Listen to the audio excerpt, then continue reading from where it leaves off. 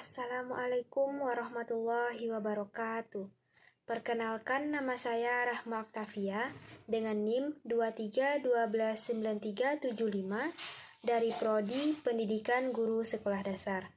Baiklah, pada kesempatan kali ini saya akan membuat video tugas mingguan administrasi dan supervisi pendidikan yang diampu oleh Bapak Dr. Hanif Al-Qadri MPD.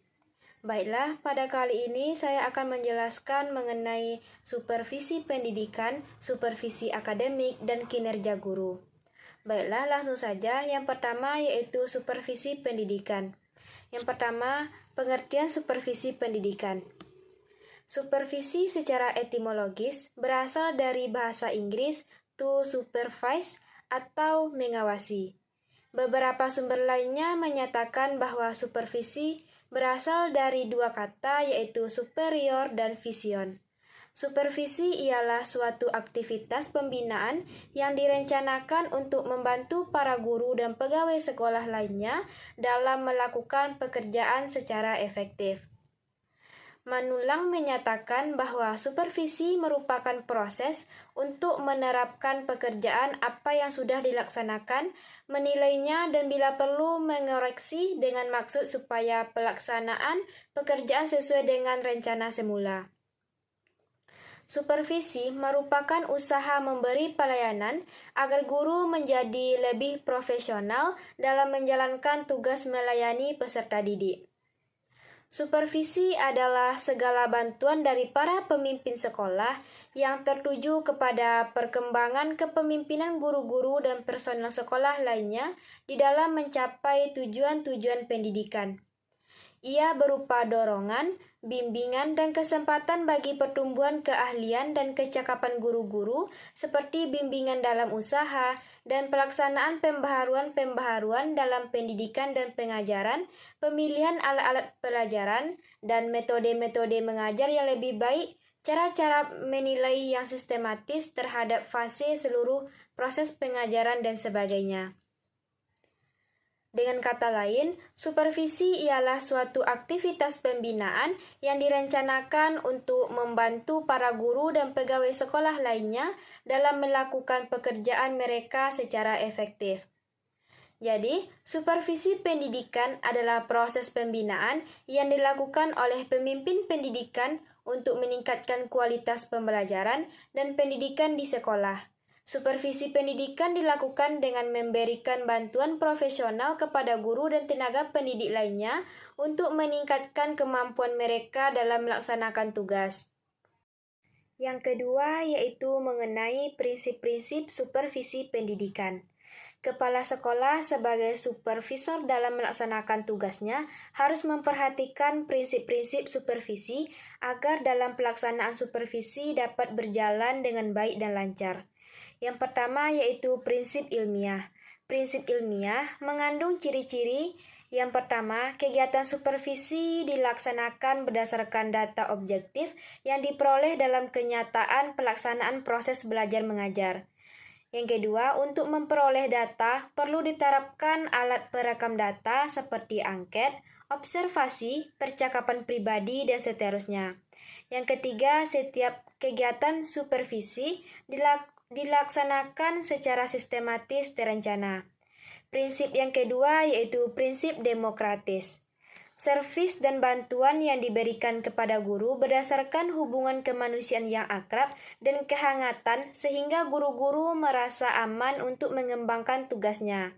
Demokratis mengandung makna menjunjung tinggi harga diri dan martabat guru, bukan berdasarkan atasan dan bawahan. Prinsip yang ketiga yaitu prinsip kerjasama.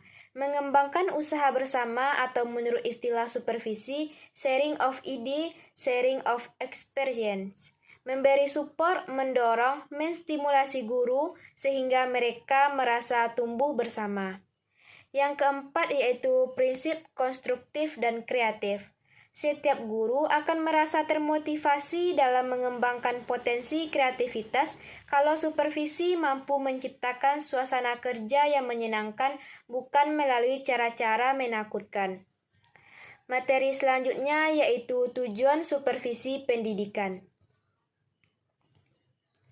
Menurut Piet A. Sahertian, dalam bukunya menjelaskan bahwa tujuan supervisi ialah memberikan layanan, bantuan untuk meningkatkan kualitas mengajar guru di kelas, yang pada gilirannya untuk meningkatkan kualitas belajar siswa. Dengan demikian, jelas bahwa tujuan supervisi ialah memberikan layanan dan bantuan untuk meningkatkan kualitas belajar siswa, bukan saja memperbaiki kemampuan mengajar, tapi juga mengembangkan potensi kualitas guru. Selanjutnya yaitu fungsi dari supervisi pendidikan.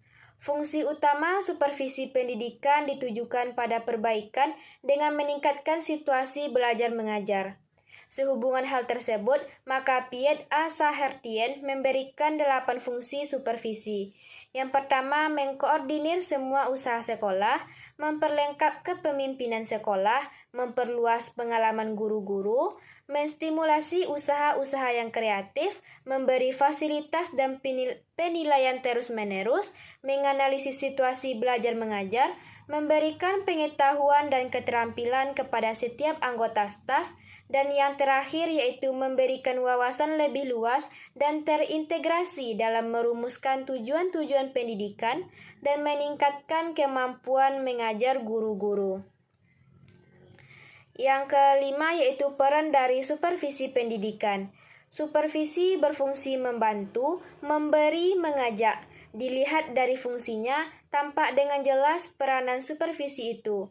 Seorang supervisor dapat berperan sebagai yang pertama koordinator. Sebagai koordinator ini dapat mengkoordinasi program belajar mengajar, tugas-tugas anggota staf, berbagai kegiatan berbeda-beda di antara guru-guru. Yang kedua, konsultan. Sebagai konsultan, ia dapat memberi bantuan, yaitu bersama mengkonsultasikan masalah yang dialami guru, baik secara individual maupun kelompok. Selanjutnya, pemimpin kelompok. Sebagai pemimpin kelompok, ia dapat memimpin sejumlah staf guru dalam mengembangkan potensi kelompok pada saat mengembangkan kurikulum, materi pembelajaran, dan kebutuhan profesional guru-guru secara bersama. Yang terakhir yaitu evaluator. Sebagai evaluator, ia dapat membantu guru-guru dalam menilai hasil dan proses belajar mengajar. Materi kedua yaitu mengenai supervisi akademik.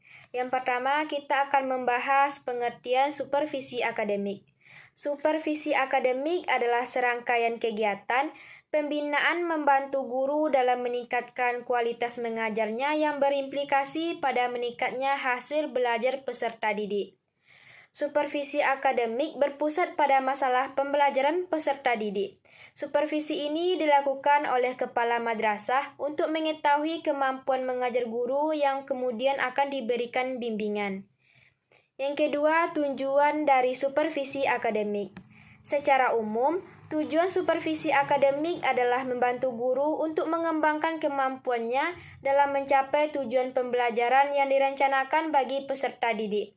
Melalui supervisi akademik, diharapkan kualitas akademik yang dilakukan oleh guru semakin meningkat.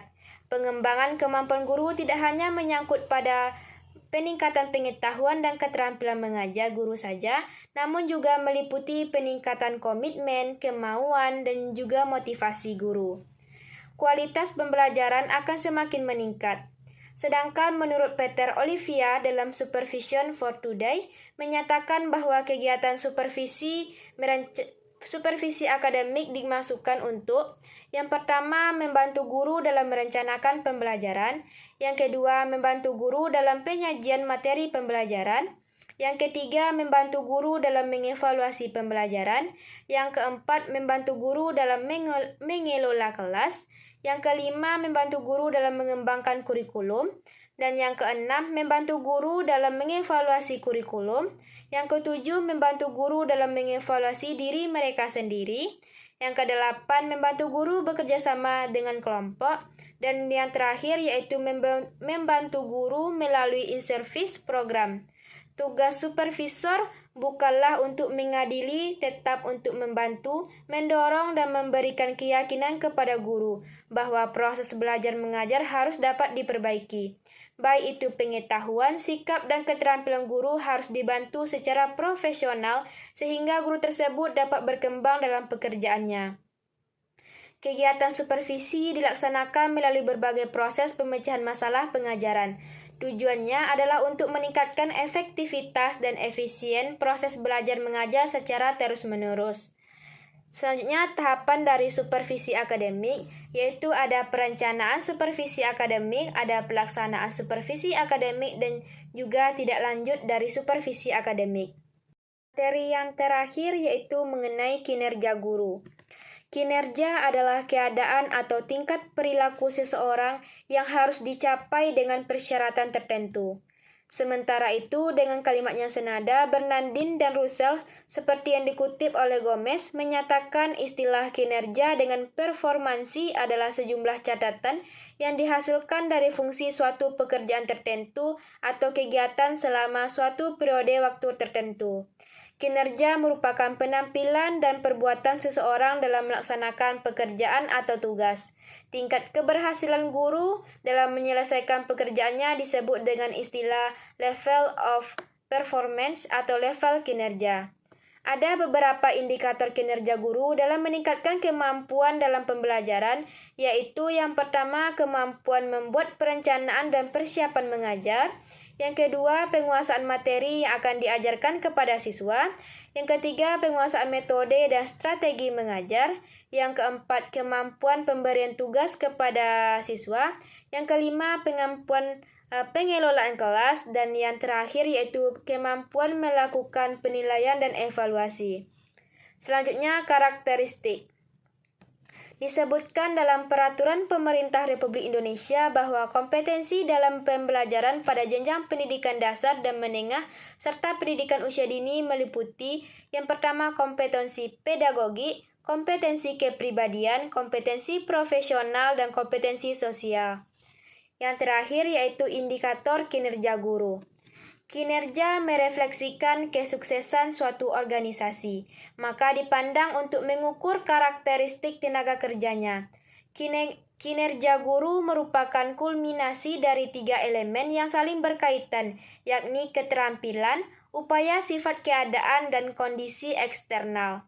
Tingkat keterampilan merupakan bahan mentah yang dibawa seseorang ke tempat kerja seperti pengalaman, kemampuan, kecakapan antar pribadi, serta kecakapan teknik. Upaya tersebut diungkap sesuai sebagai motivasi yang diperlukan karyawan untuk menyelesaikan tugas pekerjaannya. Sedangkan kondisi eksternalnya adalah tingkat sejauh mana kondisi eksternal mendukung produktivitas kerja. Menurut Castetter yang dikutip oleh Mulyasa mengemukakan ada 4 kriteria kinerja. Yang pertama, karakteristik individu. Yang kedua, proses. Yang ketiga, hasil. Dan yang keempat itu kombinasi antara karakteristik individu, proses, dan hasil. Pendapat ahli lain mengatakan ada beberapa indikator yang dapat dilihat peran kinerja guru dalam meningkatkan kemampuan proses belajar mengajar. Yang pertama yaitu kemampuan merencanakan proses belajar mengajar, meliputi menguasai garis-garis besar penyelenggaraan pendidikan, menyesuaikan analisa materi pembelajaran, menyusun program semester, menyusun program atau pembelajaran. Yang kedua, kemampuan melaksanakan kegiatan belajar mengajar meliputi tahap pra-instruksional, tahap instruksional, tahap evaluasi, dan tidak lanjut. Yang ketiga, kemampuan mengevaluasi meliputi evaluasi normatis, evaluasi formatis, laporan hasil evaluasi, pelaksanaan program perbaikan, dan pengayaan. Mungkin hanya sekian yang dapat saya sampaikan. Apabila ada kesalahan, saya mohon maaf. Saya akhiri, wabillahi taufiq wal hidayah. Assalamualaikum warahmatullahi wabarakatuh.